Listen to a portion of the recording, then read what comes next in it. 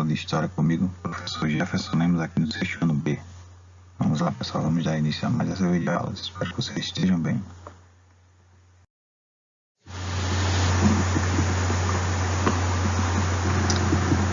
A aula de hoje, como eu já havia comentado com vocês semana passada, né?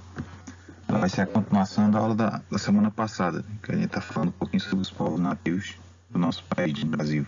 Né? Então, essa parte 2 do bloco foi dividido em duas partes, porque o assunto é meio grande, comprido. Né? E vamos lá, vamos continuar falando um pouquinho sobre os índios. Os índios do nosso país, pessoal, eles formam hoje um contingente populacional, né? E representa cerca de 0,47% da população brasileira. Ou seja, é uma porcentagem, né, uma quantidade, uma população bastante pequena, menos de 1% da população do nosso país. E isso ocorreu, né? Essa baixa quantidade, né, esse baixo número da população indígena hoje no nosso país é reflexo, né, do extermínio, né, das guerras que houveram entre os índios e os brancos, né, os europeus, os portugueses, que invadiram o Brasil, né, colonizaram o Brasil, e também das doenças, né, que os brancos, os europeus trouxeram e que exterminaram, né, diminuiu grandemente o número de indígenas no nosso país. Né? E hoje, conforme aqui a pesquisa que o IBGE fez, o Censo Demográfico de 2010, restam apenas cerca de 900 mil, né? 900 mil índios no nosso país. 896.917, cerca de 900 mil. 60% desses 900 mil vivem em terras indígenas, oficialmente reconhecidas pelo governo federal, e os outros 40% vivem em cidades, como vocês podem ver aqui nesse outro parágrafo. Né? Já estão, essa grande parte que vive na cidade já adquiriu costumes, né, urbanos das cidades, e essa outra maioria que vive em áreas rurais ainda permanece ou ainda tem, né, uma grande raiz cultural indígena, né? Ainda cultiva suas culturas tradicionais. Aqui nesse mapinha, pessoal, vocês podem ver aqui, ó, os estados brasileiros, né? As unidades da federação e a quantidade aproximada aqui de indígenas que cada estado possui. De amarelo até o verde, né? Do amarelo quer dizer que tem menos população indígena, que vai de 2.000 a 10.000 o estado. E o verde é o que tem mais, né? Que tem 80 mil ou mais. Então, o estado do Amazonas aqui, ó, em verde, é o estado na região norte, né? O estado do Amazonas é o estado que possui a maior população indígena do país. Né? E após ele, ó, tem outros estados em azul também aqui, como o nosso, Pernambuco. Ele tem a população indígena aí cerca de 40 mil a 80 mil indígenas. A Bahia também é um estado que tem bastante, Roraima, Mato Grosso do Sul. E aí estados que tem de 20 a 40 mil, que são esses que estão em roxinho aqui de lilás, né? Vocês também podem ver, depois em laranja e em amarelo. Né? Vai diminuindo a quantidade de indígenas. Então o estado que tem maior quantidade de índios, né, de povos indígenas e índios, é o Amazonas, lá na região norte, que também é a região que possui a maior população indígena do país.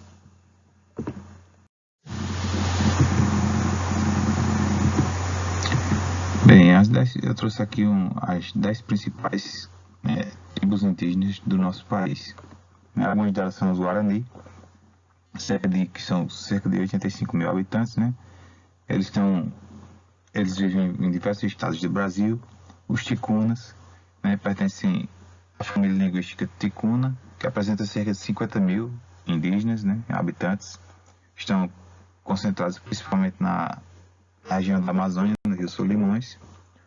O Caigangue, que se concentra mais na região sudeste e sul, né, entre os estados de Rio Grande do Sul e São Paulo, cerca de 45 mil pessoas. Os Macuxi, né, cerca de 30 mil pessoas que se concentram no estado de Roraima. Os Guajajara, oriundos da família Tupi-Guarani, com 27 mil índios, que se concentram no estado do Maranhão. Vamos ver as outras 5, pessoal, para completar as 10. Terena, que se concentra nos estados do Mato Grosso do Sul e São Paulo, né, vai da região centro-oeste até sudeste, né, Mato Grosso do Sul e São Paulo, se concentra nessa região aí. E Yanomami, com cerca de 26 mil pessoas que se concentram nos estados de Amazonas e Roraima. Os Chavante, com cerca de 18 mil habitantes que se concentram no estado do Mato Grosso. Os Potiguares, né, que pertencem ao truco da família linguística Tupi-Guarani, e são cerca de 18 mil pessoas, né, índios, nos estados aqui na região nordeste, ó, na Paraíba, vizinho ao nosso estado, Ceará também vizinho, no nosso estado, em Pernambuco, e Rio Grande do Norte.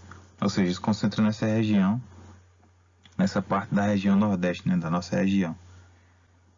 Pataxó, da família linguística Pataxó, esse grupo reúne cerca de 12 mil pessoas nos estados da Bahia e Minas Gerais, né, se concentra nessa região, que são estados vizinhos. Então vocês podem ver que eles se concentram em regiões, né, ali vizinhas, né, numa região semelhante, né, não se distanciam tanto um do outro.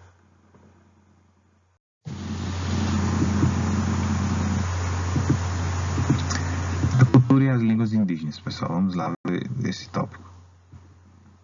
A cultura indígena é diversa, né, diversificada, e cada etnia, né, cada povo, tem seus hábitos próprios e um jeito de se relacionar com o mundo diferente um da outra, né?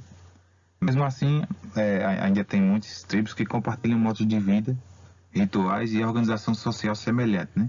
Mas a grande maioria, pessoal, pratica, tem a sua cultura e as suas línguas, né, diferentes umas das outras. É tanto que vocês podem ver aqui, ó, que atualmente existe cerca de 274 línguas indígenas, umas diferentes das outras, para vocês verem a grande diversidade, né, a variação que há, né, a diversidade cultural. A língua representa isso aí, ó. É um dos aspectos culturais, né, e existem cerca de 274 línguas indígenas no Brasil, apesar de haver uma população não tão grande, né, como a gente viu, aproximadamente 900 mil índios, e veja a grande quantidade de diversidade de línguas que existem, né? Antigamente existia muito mais. A oralidade é algo notório nas comunidades indígenas, sendo que grande parte da cultura é transmitida desta maneira. Ou seja, o que predomina para se passar o conhecimento indígena entre eles, né? Entre os índios, dos índios mais velhos para os mais novos, são através da oralidade, das histórias, né? Contando como é que foi as histórias. Eles não têm, não escrevem livros, etc. Tudo se dá pela oralidade, né? Através da fala mesmo, né? Contando histórias aos mais novos para que a cultura deles sejam preservadas.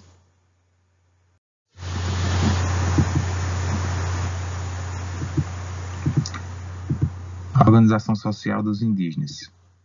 Vamos lá. De modo geral, os índios do Brasil vivem em habitações coletivas, né, como essas que eu coloquei aqui nas imagens para vocês dessa tribo. Vivem em habitações coletivas, compartilhando ocas ou malocas, feitas geralmente de madeira e palha, como essas, né? Esses locais de grandes dimensões não possuem divisões e geralmente abrigam várias famílias. Elas vivem aqui de maneira conjunta, não tem uma separação, como se fossem quartos, né? Vive todo mundo junto. A divisão de tarefas é muito clara nas sociedades indígenas, de modo que os homens ficam encarregados da caça, que é um trabalho mais perigoso, né? Na defesa do território e das construções. Já as mulheres se encarregam do plantio e colheita dos alimentos, além de cuidar das crianças e produzir os utensílios e adornos utilizados pela tribo, né?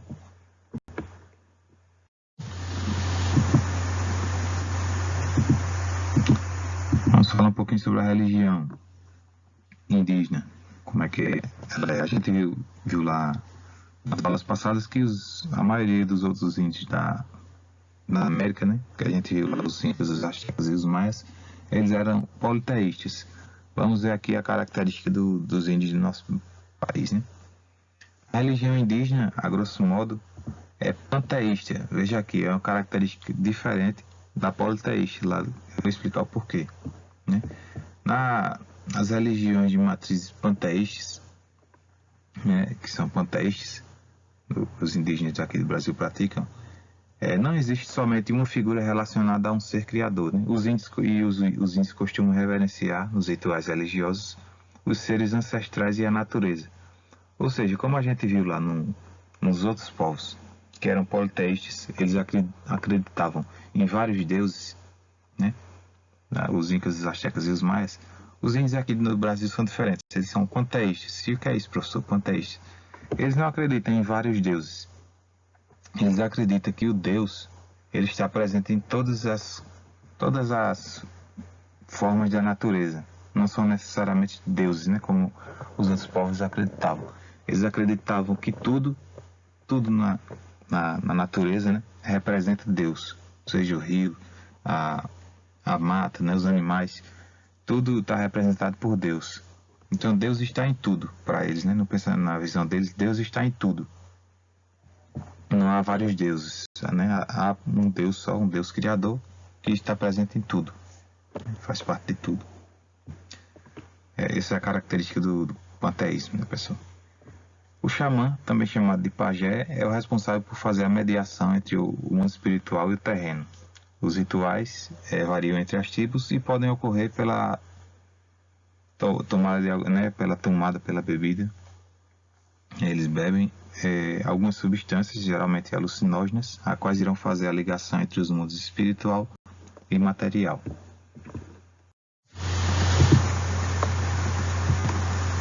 A arte indígena, como é que é a arte indígena, professor? É extremamente rica, né, e diversificada, e se manifesta na música, na dança, na arte plumária, como vocês estão vendo aqui, ó. A arte plumária, essas plumas que eles colocam na cabeça, a cestaria, cerâmica, como essa aqui, que é uma espécie de prato, né? A tecelagem, pintura corporal, com essa índia que está pintada aqui. O uso das cores e de certos materiais estão relacionados aos ritos de passagem, celebrações agrícolas e do cotidiano, né? Cada cor representa tem um significado especial para eles, né? É uma passagem de rito, para a pessoa evoluir na sociedade indígena lá, né? Celebração agrícola, quando eles fazem a colheita dos gêneros alimentícios, né? Entre as tribos do Brasil, podemos citar especialmente a cerâmica marajoara, como essa aqui, ó, que emprega um grande número aí de formas geométricas para compor utensílios domésticos, né? Essas formas geométricas, triângulos, né? Quadrado, tem vários outros. É uma característica aí bastante bonita, né? Diferencia a arte.